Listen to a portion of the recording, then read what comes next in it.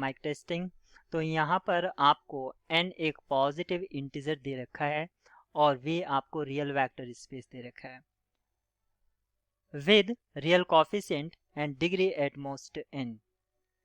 Let t be the linear operator on v defined by tfx, जो tfx है यानी कि वो fx को किस तरह सेंड करता है x f prime x minus f x minus 1। तो हमें where f prime x is the derivative of f, what is the trace of t, हमें t का ट्रेस निकालना है। यानी कि सबसे पहले हमें इसका मैट्रिक्स रिप्रेजेंटेशन देखना होगा और उससे फाइंड आउट करना होगा ट्रेस। ट्रेस निकालने के लिए मुझे जो बेहतर तरीका लग रहा है वो यही लग रहा है। तो किस तरह से निकालेंगे, सबसे पहले स्टैंडर्ड ऑर्डर बेसिस देख लेते हैं। वो होगा, क्योंकि यहाँ पर डिग्री एटमोस्ट n है, 1x x square x cube and so on x raise to the power n, इस तरह से हमारा रहेगा। इसमें आप देख सकते हैं जो 1 है वो एज ए कांस्टेंट को जनरेट करने के काम आएगा, x जो है वो लीनियर पॉलिनोमियल को जनरेट करने के काम आएगा, ऐसे ही एक्स स्क्वायर, क्वाड्रेटिक, क्यूबिक और nth डिग्री पॉलिनोमियल को जनरेट करने के काम आएगा xn। हमें हमारा प्रोसीजर क्या होगा कि हम हमारे जो बेसिस एलिमेंट है इनकी हम इमेज फाइंड करेंगे अंडर टी बेसिस एलिमेंट की, और उनको हमें लीनियर कॉम्बिनेशन में लिखना होगा बेसिस एलिमेंट के। एक्चुअली यहाँ पर जो टी डिफाइन है वो वी से वी पर डिफाइन है, तो बेसिस दोनों दोनों के लिए सेम है। अगर अदरवाइज हम बीटा 1 बीटा 2 बेसिस लेते हैं, एक डोमेन के लिए एक कोडोमेन के लिए डिफरेंट डिफरेंट बेसिस, लेकिन यहाँ पर बेसिस सेम है तो कोई प्रॉब्लम नहीं है। तो सबसे पहले हम एफ एक्स को कंसिडर कर लेते हैं first element of the basis. ये क्योंकि स्टैंडर्ड ऑर्डर बेसिस है तो हमने 1 ले लिया है। यहाँ पर t इसको किस तरह सेंड करेगा, अगर मैं इस पर t अप्लाई करता हूँ, t एफ एक्स यानी कि t1, ये इसको सेंड करेगा x इंटू 0 माइनस 1, यानी कि इसका इमेज होगा -1। फिर मैं एफ एक्स को कंसिडर कर लूँगा x, और t पर जब मैं अंडर t इसकी इमेज देखूंगा तो वो मुझे मिलेगी x into 1 minus x minus 1, और यहाँ से मुझे फिर से -1 मिल रहा है। इसी तरह से मैं दूसरे एलिमेंट्स की भी इमेज चेक करूँगा।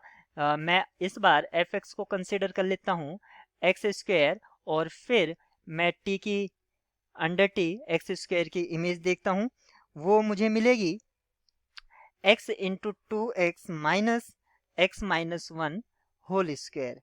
इसको फर्दर सिंप्लीफाई करने पर हमें मिलेगा x square plus 2x minus 1। इस बार मैं एफ एक्स कंसिडर करता हूँ एक्स क्यूब। एक्चुअली मैं 4-5 एलिमेंट्स की इमेज देखूंगा क्योंकि मुझे जनरलाइज करना है, क्योंकि यहाँ पर बता रखा है डिग्री एट मोस्ट n, यहाँ पर कोई भी एक्चुअली 3 या 4 डिग्री तक का नहीं दे रखा है जिसके लिए मैं डायरेक्ट निकाल सकता था। क्योंकि डिग्री n है तो इसलिए मुझे कुछ एलिमेंट्स को फाइंड आउट करना होगा ताकि मैं बेहतर जनरलाइज कर पाऊँ। फिर मैं इसकी इमेज देखूंगा टी एक्स क्यूब की, वो होगी x into 3x square minus x minus 1 cube, और इसको सिंप्लीफाई करने पर हमें मिलेगा 2x cube plus 3x square minus 3x plus 1। तो हमें अभी तक 4 एलिमेंट्स की इमेज मिल गई है, और 1 या 2 एलिमेंट्स की इमेज हम और निकाल लेते हैं। अब निकाल लेते हैं F X equals to X raise to the power 4।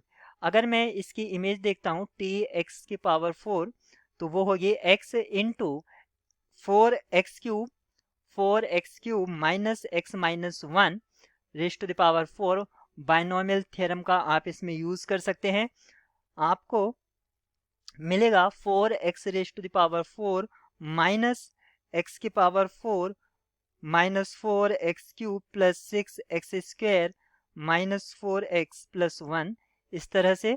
और इसको फर्दर सिंप्लीफाई करने पर हमें मिलेगा 3x की power 4 plus 4x cube minus 6x square plus 4x minus 1। अब मुझे लगभग 5 एलिमेंट्स मिल गए हैं, मैं ज़्यादा के लिए नहीं निकालूंगा। अब मैं मैट्रिक्स राइट करने की कोशिश करता हूँ। तो यहाँ पर आप देख सकते हैं डिग्री n थी, तो यहाँ पर जो मैट्रिक्स का साइज होगा वो n+1 इंटू n+1 होगा। यानी कि एक रो में इसके n+1 होंगे और कॉलम में भी n+1 होंगे। सबसे पहले मैं इमेज लिखूंगा 1 की, फिर इमेज लिखूंगा 2 की, x की, फिर इमेज लिखूंगा x² की, फिर इमेज लिखूंगा x³ की, और फिर tx4। इस तरह से ये 1 का कॉफिशिएंट, ये x का, ये x² का, x³ x4 and so on, last में आपका xn आ जाएगा। तो सबसे पहले हमें जो मिला था आप यहाँ पर देख सकते हैं -1 है, तो -1 0 0 और हमें बाकी एलिमेंट्स 0 मिलेंगे सारे। फिर नेक्स्ट एलिमेंट भी आप देख सकते हैं जो लीनियर इमेज का है, -1 0 0 और फिर सारे एलिमेंट्स 0 हैं। tx², आप यहाँ पर x² का इमेज देख सकते हैं, तो वो जो है आप ऊपर करके देख सकते हैं, पर मुझे पता है वो क्या है, तो मैं उसके लिए कॉलम लिख रहा हूँ -1 2 1 0 और फर्दर 0। उसके बाद tx³ के मैं लिख रहा हूँ 1 -3 3 2 और बाकी सारे 0। tx⁴ आप यहाँ पर देख सकते हैं -1 4 -6 4 3 और इसी तरह। आप यहाँ पर डायगोनल एलिमेंट्स देखते हैं तो आपको क्या मिलता है ये आप देख सकते हैं, क्योंकि हमें ट्रेस निकालना है इस मैट्रिक्स का, क्योंकि टी का रिप्रेजेंटेशन है मैट्रिक्स। तो ये क्या होगा, -1 +0 +1 +2 +3 and so on up to, यहाँ पर आप देखिए टोटल, ये जो टोटल एंट्रीज हैं, ये कितनी एंट्रीज हैं n+1, तो ये कहाँ तक जाएगा, क्योंकि ये 2 एंट्री आप एक तरह से एक्स्ट्रा समझ लीजिए 1 2 3 अप टू n-1 यहाँ तक जाएगा। और अब मैं इन 1 से लेके ये जो है यहाँ तक का सम निकालता हूँ।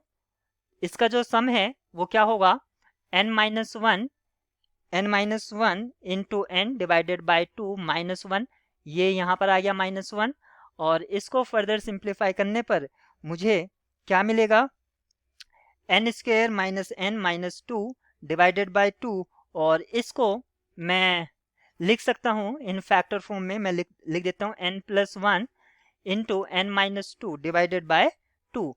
तो यहाँ पर जो आपसे पूछा गया था कि इसका t का ट्रेस क्या होगा, तो यहाँ पर आप लिख सकते हैं n+1 n-2 डिवाइडेड बाय 2। तो ये लीनियर अलजेब्रा से रिलेटेड बड़ा ही इंपॉर्टेंट प्रॉब्लम था।